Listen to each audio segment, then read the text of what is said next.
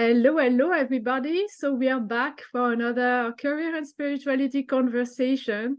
So for those who don't know me yet, my name is Julie Pone, and I support spiritual seekers having a career and experience to reconcile what they do for a living with who they are as a soul. And today I'm very honored to have with me Tazeen Dhunna. How are you, Tazeen, today?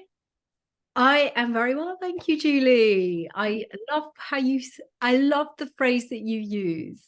Spiritual people having a career experience. Love that. Thank you, my dear.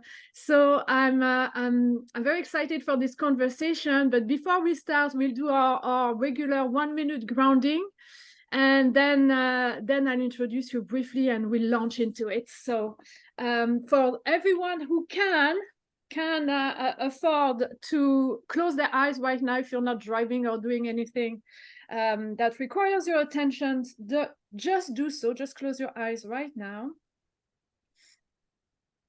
And first, let's press our feet on the ground for a moment, just to acknowledge our presence onto the earth, intending to ground ourselves right now.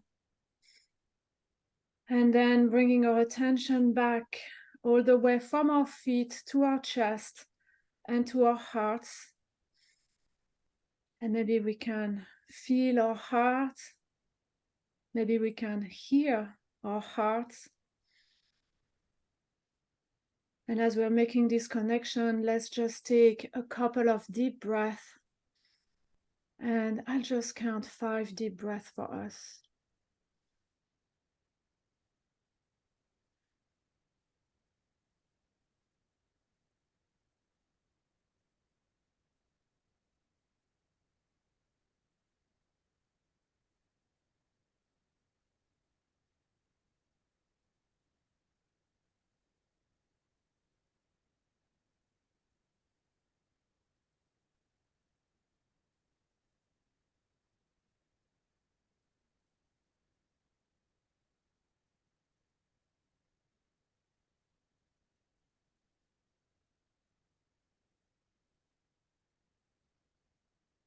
And that's 5 deep breaths.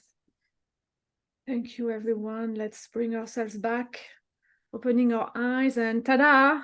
Welcome back. So welcome back. Welcome to Tazeen. So very briefly, so you are the founder and presenter of Tazeen TV, which I'm very excited to know a lot more about. And you're also a transformation coach, and you're basically helping people shift how they show up, working with them either personally or with corporations, working primarily on confidence, communication, and empowerment. So on these words, and before we go on to the career, wander into your career journey, let me ask you first about spirituality and what spirituality means to you. What's your relationship to spirituality, if we may?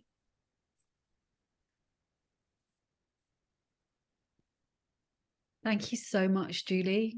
Thank you for the space, and also for the beautiful grounding session that you kicked us off with.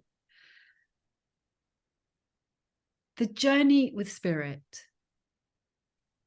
how I experience spirit through this 3D physical plane and body, and the meeting and integrating and the bridge between heaven and earth. That for me encapsulates spirituality. And that has brought, for this one, a journey within a journey within a journey. And the acceleration, I feel, has been globally felt of an intense awakening, particularly over the last 5 to 10 years, I would say. And do you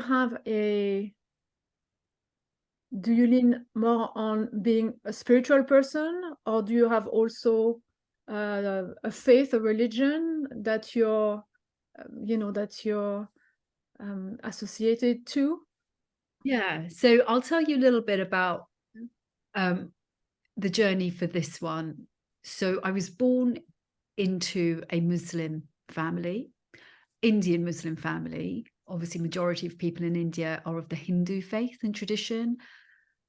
Although when you had colonialization and then the partition between India and Pakistan, most Muslims left India to Pakistan. But statistically, there are more Muslims in India than there are in Pakistan. That's just due to size. So you have 1 billion in India, of which the percentage of Muslims there still are larger than the whole of the numbers in Pakistan. So my parents were one of the Muslim families in India, in Mumbai, Bombay. And when I was 1, my parents migrated from India to the United Kingdom. So I'm the daughter of a migrant. And we grew up in Islam. But the journey for me personally has been a deconditioning, an unlearning, relearning. And it was the Sufi tradition, the mystical side of Islam, that I was most drawn to. And that came at a very young age. I was at school and I remember watching, we were doing religious studies, and I remember watching with the teacher a whole video about Sufism. And I went home and I said to my dad, I'm going to be a Sufi. And he laughed because there has been a lot of misunderstanding within Islam about what Sufism is. And so very conservative Muslims will frown upon the turning, the whirling, the chanting, the singing. It's kind of against the grain of orthodox conservatism. And then it was a series, weirdly enough, of life experiences, some pretty traumatic, that I would say pierced the heart in a way that then accelerated a discovery of teachers linked to a Sufi lineage that felt like coming home. So Sufism is where I would identify myself as, and you know how that translates, if you like, through to spirituality. I actually have the book of my dear teacher with me, which I think probably sums it up the best. His latest book is called The Mysterian. We've done an interview about it on Tazeen TV, and it's called Rumi and the Secret of Becoming Fully Human. And if I really think about it, this secret of what it means to be fully human was a search that I've been on for my whole life. It's interesting that you said you knew at an early age, and then later on, once after a series of experiences, you felt like coming home. It's like as a child, we know. We do. You know, it's really interesting, Julie. This brings so much already to heart. Children are our best teachers. We're born knowing, we're innately connected because we haven't completely disconnected from the realm, from source, from spirit, from where we've come from. And some children are lucky. This I heard recently through Eric Wenkel, who is the translator and delivers talks on Ibn Arabi's greatest works. Ibn Arabi is I would say, or one of the greatest Sufi saints. And when I heard it, it sounded, you know, like it really stayed with me. Some children are lucky, they may have like a grandmother who can remind them continually of where they've come from and where they go back to. But that connection in babies and children is still very fresh and alive because they haven't fully gone into the embodiment and the human mind body that comes over time. So yes, at a young age, weirdly enough, in my world and in my life, my brother, he at the age of 2, so I was about 5 at this time, he had a brain tumor, a cancer of the brain. And that trauma, family trauma, actually increased my turning and searching and connecting to God, because it was a time of extreme fear and stress and worry for my mother and of course for the family. So turning to something for nourishment, for guidance, for support outside of the self, all coming more in contact and connection to the seat of the self during that time opened through the experience with my brother. Has there been any particular experience that stands out for you that were particularly important in shaping your, the rest of your journey at that time? So my journey, has been really strongly influenced by mother and reclaiming and getting to know the feminine. Okay. So it was mother as in the mothering, mother becoming of mother, and the re-understanding of the prophet, peace be upon him, as the mother, as well as feeling into the part of Islam that's always been there, that the mystics have always understood, the mystics have always worked with, but perhaps got stripped out due to the patriarchy and misogyny of religion that happened, not just in Islam, but Catholicism say some of the same things. But it's actually that discovery of the energy of Mother Mary and the feminine and the divinity through the feminine and the opening through her portals that I feel has been a really strong influence for me. And that's why I find this conversation, even with you, very interesting, because drop my earring, never mind, I shall render the other one. It didn't want to be seen. Fair enough.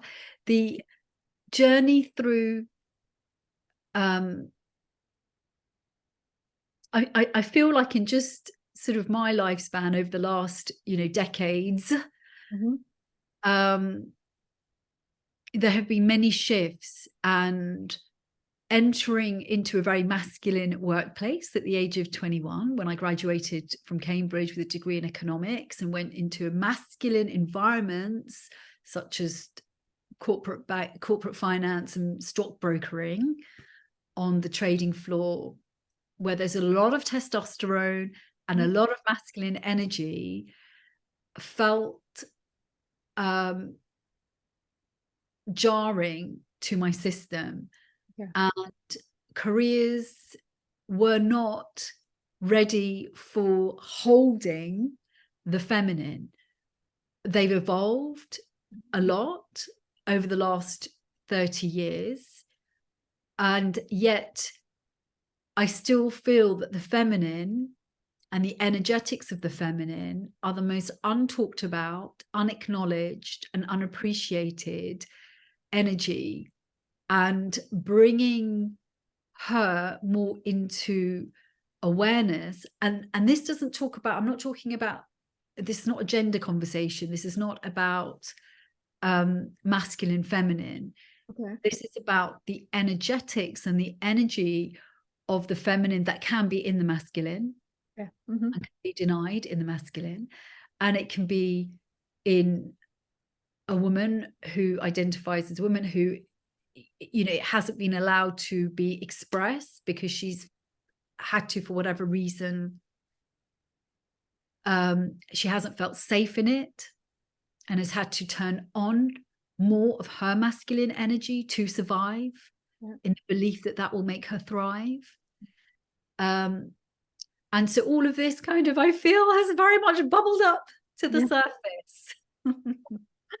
So this is great. Thank you for starting to talk about your corporate experiences, because that was going to be my my second question about, can you tell us about your career journey?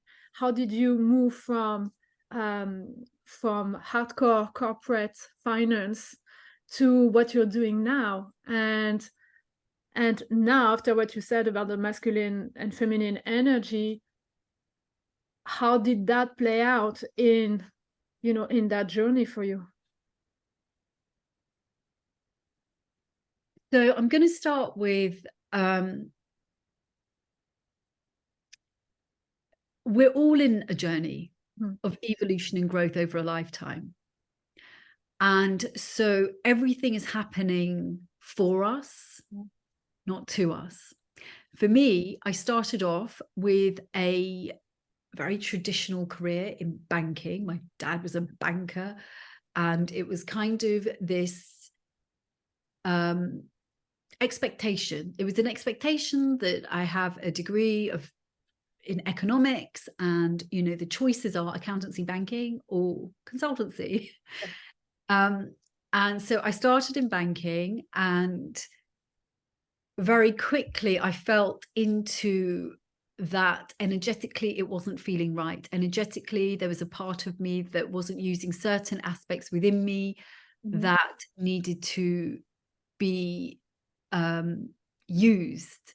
And so very quickly I realized that I would like to shift. I still enjoyed, I loved economics. I loved the understanding of what makes, how things fit together, how the economy works together, how businesses run, what makes them profitable, what makes them do well. I loved all of that. And I decided to transition, which I did, into broadcast financial journalism, which actually felt like a really good fit. And I really enjoyed my time at Bloomberg TV. The masculinization of the workplace was still an issue for me back then. And so it was the journey of mother that brought the shift for me. It was my own learning of how to hold a high pressurized job with personal trauma.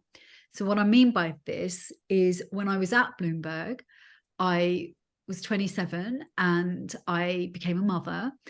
But then I wasn't a mother, because she was born and then she died after 10 hours. And so that physical trauma, the trauma of becoming a mum and then not being a mum, created a shift for me. And actually what accelerated through that life experience was the finding of my spiritual teachers and a rediscovering of a different path and a different journey. And I found, for my nervous system and for myself, that I wasn't able to be in a high pressurized environment and hold the trauma to the sacral area combined with the sort of child developmental trauma that also I hadn't even touched or looked at yet. So it was interesting because I did return to Bloomberg for some time. And then also I found myself at the time also caught in fertility issues because it wasn't very simple to get pregnant after that. And so mothering, not being a mother, then wanting the desire to become a mother, and then having to just make some really tough choices at the time brought a set of decisions which then accelerated me into a whole different way. And I became a student, Julie, after that. I became a student of how people show up, how some people can hold different capacities of trauma, how some aren't able to. I understood much more about the energetics of life, regulation of your nervous system, the importance of breathing, the importance of doing something that is in absolute balance and in harmony with who you truly are. So I would say that those events led me into really understanding what it means for me to become and keep becoming a fully whole woman. And you said earlier that already this transition to journalism compared to strict banking seemed to be a good fit for you. Do you remember why? What were the elements that were suiting you better? Because instinctively I'm thinking already there is maybe a little bit more of a teacher aspect maybe, or an explaining or conveying information, making it available to to people, something like that. I don't know, am I onto something there? Or I think it was a combination of presenting, communicating, and something I've always really loved is research and digging deep into truth. So though the combination of those particular traits and the ability to make them stronger was, I guess, a portal through which I could serve. Having those conversations with CEOs, but going into the research dimension, then extracting the complicated jargon or information, being able to communicate that to anyone watching. It could be a grandmother worried about her pension, or it could be a hedge fund expert trying to make the next stock decision. That is something I inherently just loved and felt. It didn't feel like work. It felt like second nature. It felt really effortless. And I always feel like that's when you know you're on the right path, when something doesn't feel like a burden or heavy and it feels quite light. And actually that, that experience helps me fuel what I do today. So I've worked with a variety of professionals and entrepreneurs from different backgrounds, and helping support what they wear, how they present, how they look, and then bringing them the media training that I received as I transitioned from a financial expert to a presenter, an expert in presenting. Those gifts roll over and they ripple over now to people that I get to work with or who choose to work with me. And so that transition to now from working at Bloomberg to now working with people and sharing that gift, passing on that gift. So my understanding is that the trigger was your personal, your challenges around discovering your relationship with being a mother and not wanting to keep working in a high pressure environment. Basically, what I hear is like honoring yourself and your nervous system and knowing what's good for you, in a sense. I don't know if that's a right way to say it, but so how did you make the steps towards now working for yourself and helping people in a different capacity? So again, it's all part of the evolution and growth over your lifetime. And I think a lot of it is cultivating 3 things for yourself. I think a lot of it is intuition and working in the realm of a deep listening and then following that guidance. I think there's a natural transition where if you have a triangle, I think when you're younger, or at least I identify for myself when I was younger, it was, work, family, faith. And that inverts as you get older. And I think that's a natural progression. Some people are lucky that they know this when they're younger anyway, where it becomes about faith, family, and work. And it's about that sense of service. So it's kind of looking at your unique imprint of what's been gifted to you and how you're going to express that into the world. And so it came from having to let go of ego programs and paradigms of who I am in the outer world and the construction of that identity, and coming more into, again, that feminine aspect within myself of guidance, intuition, surrender, trust, and then feeling into, okay, well, how will this unfold? So it's happened quite organically. It hasn't been a case of mental gymnastics and having to then pre-plan of what I'm going to do from here to there. So I sort of feel as my own journey with spirit has evolved, so through that has been reflected in how I work, who I'm working with, and how I'm working with them together. I mean, in between, I didn't mention, Julie, but in between, so having become a mother, that was a really big moment for me of redefining my working life. Okay.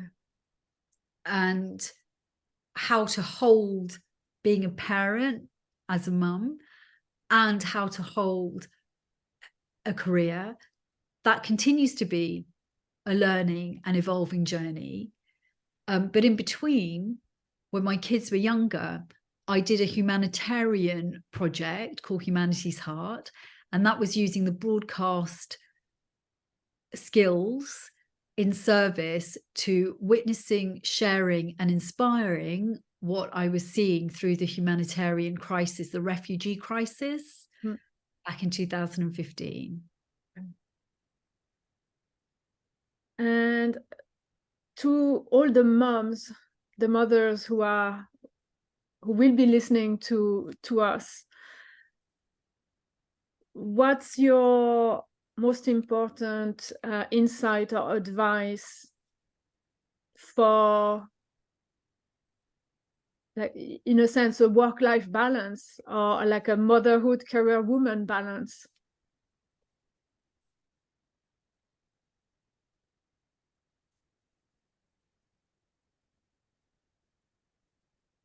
That's a really good question. And there is no one shoe that fits all. I think the stronger connection that you can cultivate, and this is for everyone, and for mothers specifically, the stronger connection you can cultivate with spirit, with source, with the life force within you, outside of you, and that runs through all of us. And the more you can trust yourself, the more you can accept yourself, the more you know your worth from within, and the more you can surrender and trust, that will allow you to know within yourself how you want to do this. Mm-hmm. And the reason why there is no one shoe that fits all is because everyone's situation is different and everyone's circumstances are different. Some women are the sole breadwinners. They're the ones who have to actively, bring in a certain level of income to survive, to pay the bills, to, pay the mortgage, etc. Others are in a different position where, and then it depends on your partnership. It depends on the relationship that you have with your partner. But it's kind of what I coach on and with. If you can be confident, and I'm talking about the inner and outer confidence and that point of balance of both. If you can communicate really well, and that's your self-talk of how you communicate with yourself, it's the inner dialogue that you're running with yourself every day, all day long, and it's your ability to communicate from a place of power in kindness and strength, with confidence.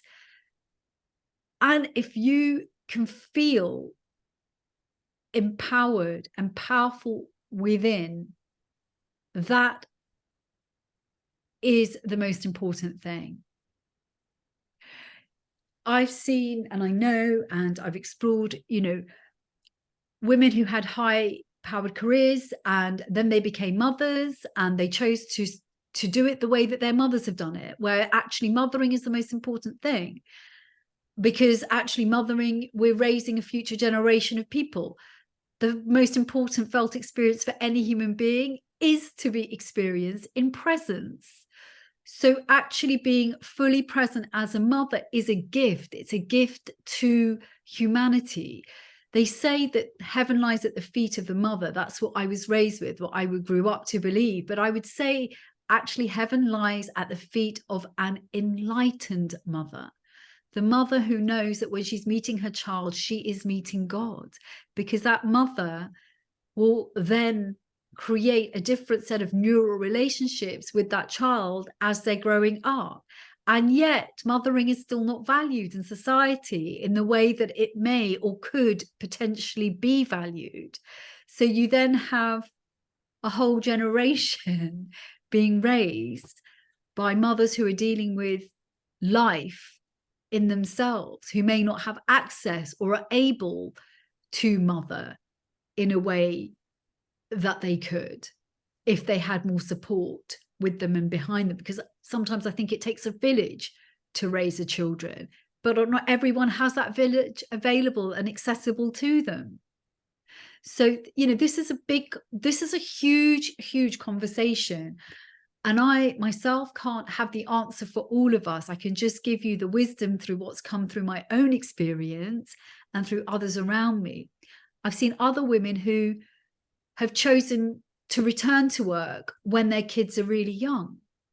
Okay. I've seen other mums who they may have gone through a separation or divorce, who have been forced after spending time at home to return, not out of choice, but out of circumstances forced upon them.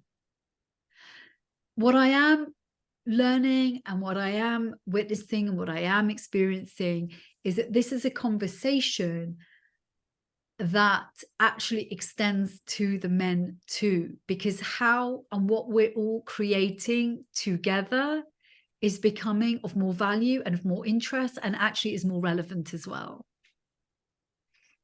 So those are just some of the learnings. But I think what I've been encouraged and feel more inspired by is the adaptation of corporate environments to mother. You know, part of when I had the first child who made me a mother, and then I was in that period of not being a mother after she disappeared. At that time, the workplace that I was in wouldn't allow women to be part-time mothers. That was not an option available. Well, thankfully, that's shifted just in the last 2 decades alone. So I think it's really good, but I think, again, we've got so many different layers and levels to this, because we need to understand what the hierarchy, the Abraham Maslow's triangle of the hierarchy of needs, and that requires meeting our own needs to thrive as fully functioning adults, and then being able to meet the need of the little one whose development is dependent on us. Recently, I watched this really brilliant Gabor Mate interview that was shared with me, and he was talking just about this. He was like, the most important thing as a parent is to be able to regulate your own system, because when you're not regulating your system, you then pass that through to your child, who's then having to regulate your system for you, and that's partly what's called developmental trauma.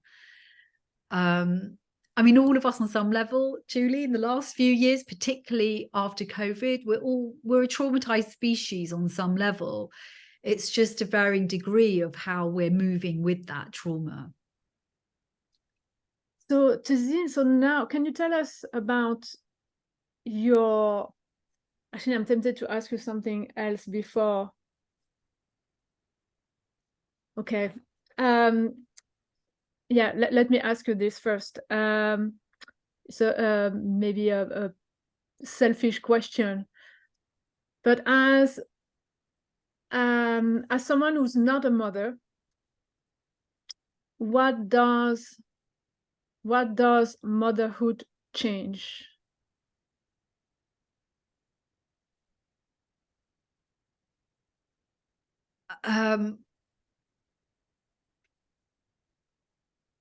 For me, specifically, is how I'd like to answer this. For me, it changed a priority. It changed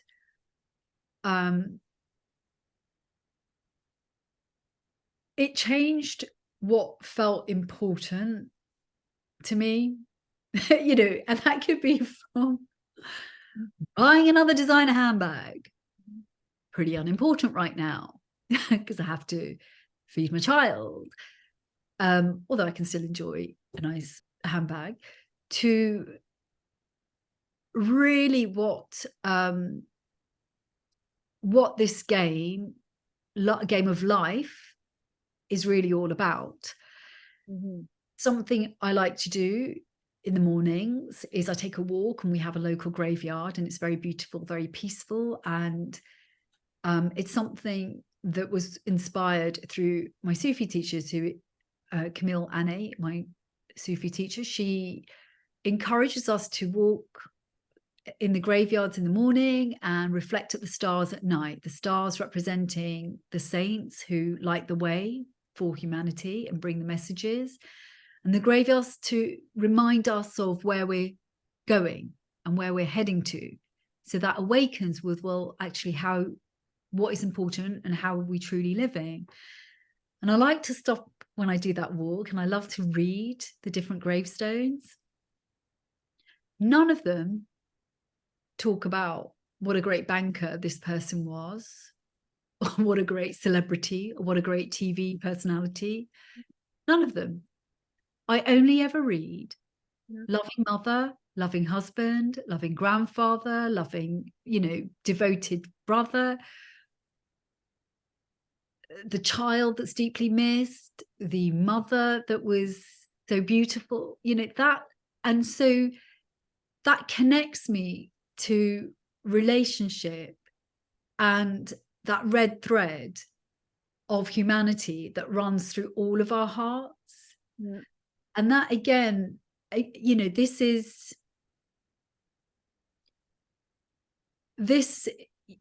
you know, motherhood for me opened up so much, Julie. It opened me up to my mother wound, which was quite deep because my mum got stuck in her trauma, and it led to different mental health conditions that we all then were experiencing through her.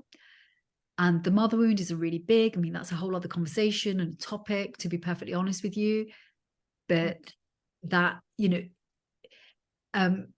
it opened me up to understanding the nature of how we are these multi-dimensional beings, which is why what you said at the beginning is so beautiful. We are spirits having a career. We are spirits having a human experience with everything that that brings. You know, it brings about that relationship to the life force that governs all aspects of our ability to be fully present in any breath. And then that ability to respond, which is responsibility, but the ability to respond on what is truly being asked in the moment. In Sufism, we call it being a child of the moment. But I like to quote what Kabir Helminski, the author of the book, says, you know, and it's in one of my interviews with him. It's more like being an adult child, a mature child in the moment. So motherhood for me was definitely a game changer. It made me reflect on, what are my kids digesting and absorbing through me? What's the energetic, the subtle energetic frequency that I'm transmuting? Am I, you know, it encouraged me to really look at constellation work of generational traumas. And it brought me really, really present to that. I come from a line of unmothered mothers. My grandmother's mother died when she was a baby. My grandmother had 5 children.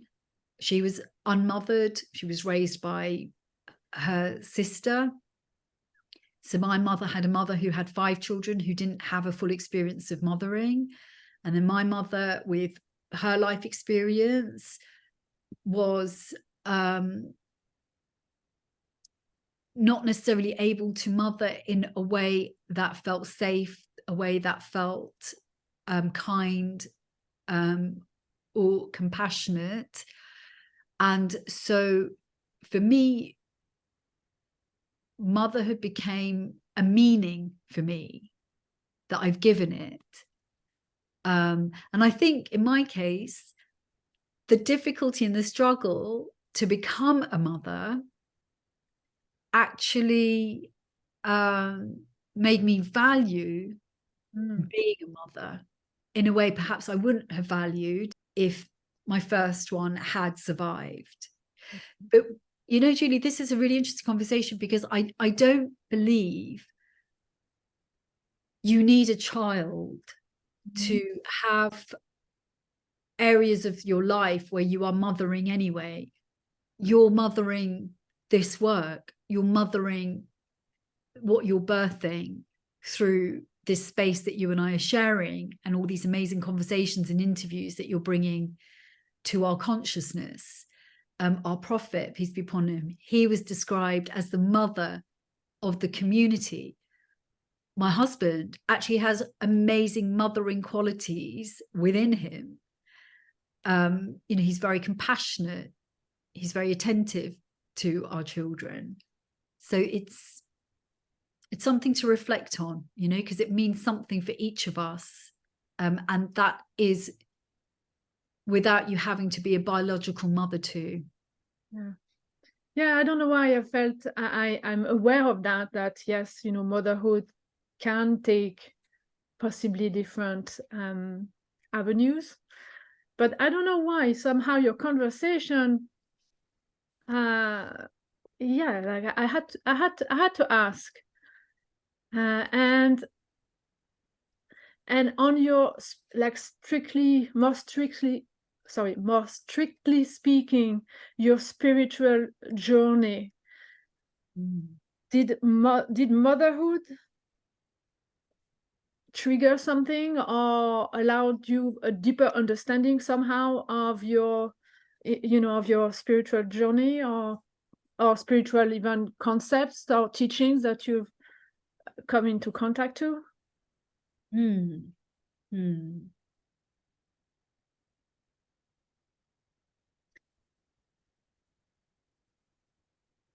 The most important relationship for most women is the one that they hold with their mother. It's so profound as a woman. It's almost like what we absorb through that relationship governs every aspect of our life. It actually governs our ability to receive, which then impacts the level of abundance that we are able to appreciate in our lives. It governs your relationship with yourself. It governs your relationship with your partner. And the learning for me, I mean, my particular soul, this gets really interesting, and I'm going to try and keep it brief, but there's a lot to unpick in it. So later in my life, I found through the Kabbalah tradition, soul contract readings, and I trained so I can read your soul contract. And I have done for lots of different people. The soul contract, based on the Kabbalah tradition, is really, really precise, and it's very fascinating, Julie. The theory, because it was downloaded by Frank Alper, who was a Kabbalah mystic, is the mother receives messages from the soul coming into her womb about the name to give it. And that name that you whisper into your mother's ear holds a frequency. It holds the energies that your soul travels with through your life experience. Okay.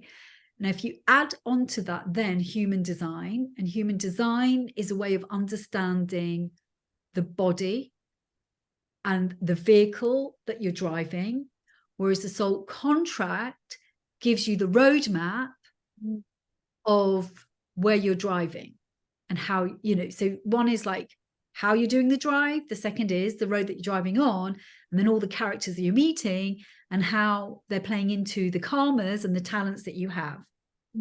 So in soul contract work, my karma is 13-4. That's my spiritual karma. 13-4 is all about the divine feminine and trust. And 9-9 is a physical karma, which is all about, 9 is a very powerful energy, but in a karmic position, you go through a huge series of disempowerment programs. So I can relate to that. So all the experiences that I have shared with you all relate to me having to journey through these energies. So where does mother fit in? Well, mother for me in the 13-4 and the spiritual karma was always going to be slightly challenging. I was always going to feel unmothered. So my mother played the perfect role in bringing that through for my soul to understand. And that then opened me through Sufism and through my teachers and the lineage. And I like old traditions. I just like because spirituality is such a big buzzword today. There's a whole load of pop spirituality. There's a bastardization, excuse my French, of spirituality. So what does it, it's become almost really commercialized as well. Whereas I like to go to an ancient tradition that worked 1400 years ago, that can work today, and that comes from a lineage that has come through this dimension of time, space that we're traveling in. And part of it was to relearn that who our real mother is.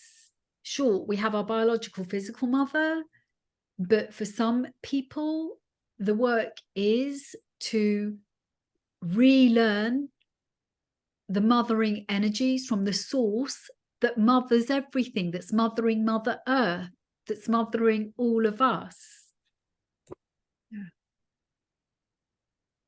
So in my case, there's a lot to say around just the word mother, but getting to know Mother, Father, God, and understanding the nurturing, compassionate qualities and the mercy and the unconditional giving, which is how I see mothering. You know, that image of like the breast, the woman breastfeeding unconditionally and giving through abundance. That is something that may not come through your biological mother, but it's something that we can learn to find by connecting deeper and deeper through spirituality. Yeah, it's like the mirroring of like human mothering or the physical act of mothering with the universal, the cosmic mothering. Exactly. Yes, cosmic mothering. Yes, that's exactly. So beautiful. Yeah, that's exactly it. Yeah. Oh my God, that's beautiful. Yeah. So yes, Tazeen, I also want to speak about, you know, in more like I mean, I could speak about all this for hours for sure, but I want to make sure that we are exploring a little bit what you're doing now and how you're Tazeen TV and how you're helping people, and so that the people who are watching us know what you do exactly, and maybe how to, you know, how to reach you and everything. So maybe Tazeen TV first. How did Tazeen TV come about? Sure. So Tazeen TV, you can find it through tazeen.tv. It's literally a space that I've dedicated to spirituality, healing, and growth, that journey of evolution and growth over a lifetime. And it's about really bringing conversations, meaningful conversations to heart, where you can find perhaps something that is resonating for your own journey. So in that, you'll find interviews with my Sufi teachers, Kabir and Camille Helminski, and you will also find some brilliant conversations with women, some around health, like I've done a whole series on menopause and the modern woman, so how we move through menopause and what it brings to us physically, spiritually, emotionally. There's 2 series that I've run on that. There's been conversations around the divine feminine, an interfaith conversation where I've shared a conversation with a rabbi, with a priest, and with a Muslim imam, female imam, and they've talked more about the Shekinah, the feminine energy, and how to connect deeper and better through her. I've run a conversation with the founders of Ray, who again are focused on the divine feminine and awakening her more in the world. I've had interesting conversations with Luci Dami, who's this beautiful artist whose work almost brings like the goddess in beautiful art form of each woman that she paints. There's been other conversations with Ashok Gupta, who's done a lot of work around sort of trauma. He works at the Harley Stress Clinic. And, you know, a lot of his work is around meditation, breathing work, and how to help people back with their nervous systems who've gone through trauma. There's a conversation with a yoga specialist, Katie Appleton, who I did lots of yoga with, and about how we can bring yoga into our everyday life. So it's a passion, it's a love, and it's an offering to other people's hearts to see what resonates through them or for them. So spiritual conversations as well. It touches on spiritual conversations, yes.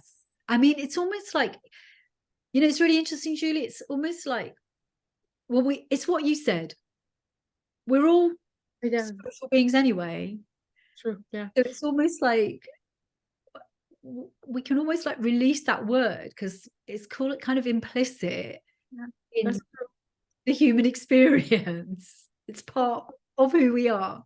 Yeah, it's built in, of course. But yeah, that absolutely. And so and you work with people, like helping them with communication, empowerment, confidence. How do you do that as a coach? How do people know that you're someone that they probably need to contact? Sure. Well, thank you for asking. So there's two dimensions to this. It's all about how you show up. So for professionals, for the executive women, where this work really helps them is in two areas. The first is if you have visibility fears, you're scared about how you're going to show up. If you've got upcoming interview and maybe you're feeling a little bit rusty, maybe you haven't had to interview for quite a few years and you're like, oh my God, and you're feeling really low in confidence within yourself. You're worried about what other people are going to think. You're worried about what you're going to say. You struggle with finding words. Often people have got beautiful meaning and messages, but they really struggle to get it out of themselves. If you're increasing your social media presence and you're going to be putting yourself out there more through videos, and you're just not sure what your branding is, what you should be wearing to camera, how you should be communicating to camera, for all of these reasons, people will find my work. And it's about that elevation in how they're speaking. It's about the confidence in what they're wearing. It's about understanding their branding and messaging, and are they getting the right words and language out that really crystallize the meaning of what they're trying to share. So health coaches, executive professionals, women who have up-leveled at work, they've just been given a promotion, they know that the promotion is right, but they're like, holy moly, can I really hold what I'm being expected to hold? So those are the people that find me and work with me. And then corporates who want to help their staff. A lot of the times there could be a disconnect between the boss and the workforce. And the boss is a little bit scared about how to tell their workforce that maybe they shouldn't be wearing flip-flops. So I can do workshops around, let's all come together, let's understand the corporate branding, let's understand our personal branding, and let's understand the world where the two meet. Or it could be corporates needing to increase the confidence in the workplace, increase the harmony and the communication and the way that everyone is feeling about each other. That's, often it's kind of the top down, that there might be a disconnect shaping up. So there could be a rejuvenation required of how do we come together? Let's refresh, let's get us all on the same page again about the meaning that we're creating together. Let's step into a bit of self-awareness of how we're all showing up for ourselves, for each other, for me, for you, for us. And then how we're taking that forward into the workplace. Are we communicating effectively with ourselves, with our boss? So I've got workshops that cover all of this for companies who want it. Awesome. So I'll make sure to have everything linked. So as usual in the email, everyone will know where to click to find you and more information. And just to be clear, it's not reserved for people who are going to be on camera. So people who want to be on camera, for them, it's the media impact communication coaching. For others, it can be for that, or it can be for, I've just got the job and I need the confidence, and I need to turn up better in my meetings. I'm now having a different level of expectation on how I'm going to hold myself. So with them, I work very intimately, one-to-one, and we literally can draft conversations for upcoming meetings, draft talks that they're about to deliver to get financing from investors. So those come for more of the executive holding of space coaching for them. Awesome. So as my last question, Tazeen, which is not really a question, but like, is there actually one question I haven't asked you that you would want to answer, or some parting words or something that's dear to your heart that you want to share before we finish this conversation? I think I'd love to just share. So when I did my coach training, I trained with Brian Johnson's Heroic Optimize coaching, it was called back then. And I think I have a question for all the viewers. In Optimize, it's based on eudaimonology. Eudaimonology is the study of a good soul, and it uses ancient wisdom and modern science and practical tools to optimize how we're moving in the world. So, and a lot of the training is revolved around the word arete. Arete is a Greek word, and it means virtue or excellence. So you're expressing the highest version of yourself, moment to moment to moment. So I think I've got just a general pause and just inquiry for everyone. I want everyone to just sit with themselves, coming in, taking a breath, and ask of yourself, when the show's over and you take that last breath, what will it have been all about for you? Wow. And I just want to, again, thank you, Julie, because the more we are absorbing through the subtle senses, not the five senses, but the subtle senses, the more in each breath we're absorbing of spirit, there's a ripple through that alone that leaves an imprint after we take that last breath. So what you're doing is really important. Thank you. Thank you for the opportunity. Thank you for the time. And thanking each of your viewers for the opportunity to make this all possible. Thank you. Thank you so much, Tazeen. I really appreciate the time that you spend with us and your wisdom. I feel like there could be many more conversations, and we wouldn't even finish it. So I hope there'll be more. And to everyone, thank you so much for staying with us until the end. And I shall say, see you next week for another career and spirituality conversation. Bye, everyone.